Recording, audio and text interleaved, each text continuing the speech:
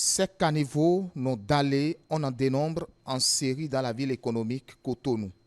Communément appelés caniveaux à ciel ouvert, ils jonchent les trottoirs. De Fidjirosé, par exemple, en passant par Gbedegbe, Weiho et bien d'autres quartiers parcourus, plusieurs caniveaux sont laissés ouverts. Sinon, la ville, c'est pas mal, mais juste qu'il y a quelques petits trucs à régler sur les bords du caniveau.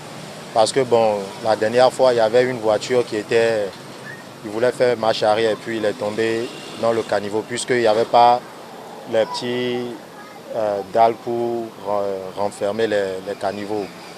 Donc, il y a d'autres personnes, ils marchent et puis ils ne savent pas que le caniveau est bien fait. Et puis tu vois que d'autres personnes sont à l'intérieur du caniveau. Donc, ce sont des petits détails juste à régler.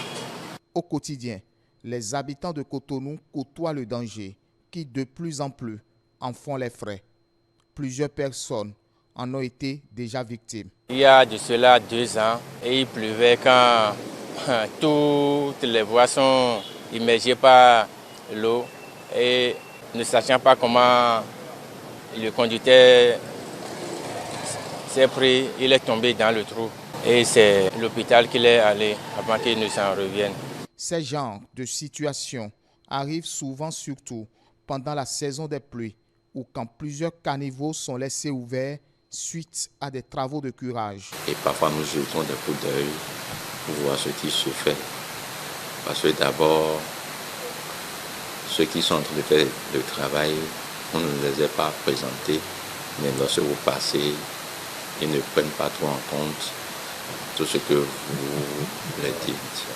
Donc, il y a cette différence qui font qu'aujourd'hui, on a assez de problèmes.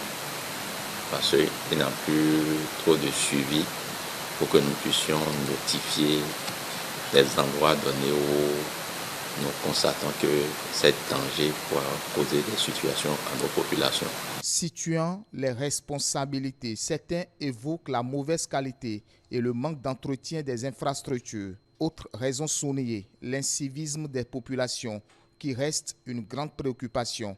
Quelle est alors la responsabilité des élus face à cette situation? Quand on y veille, mais la nuit tardive, les gens, au moment où toi tu dors, ils viennent déposer des ordures dans le caniveau. J'exhorte la population, surtout les gens qui vivent au bord de la route, à ne plus verser les ordures, l'eau sale et puis verser dans le caniveau parce que ça bouche aussi la circulation de l'eau et tout. Ce que je pourrais dire aux administrés est que les dégâts qui sont causés par nous-mêmes aujourd'hui n'ont pas encore trouvé de solution.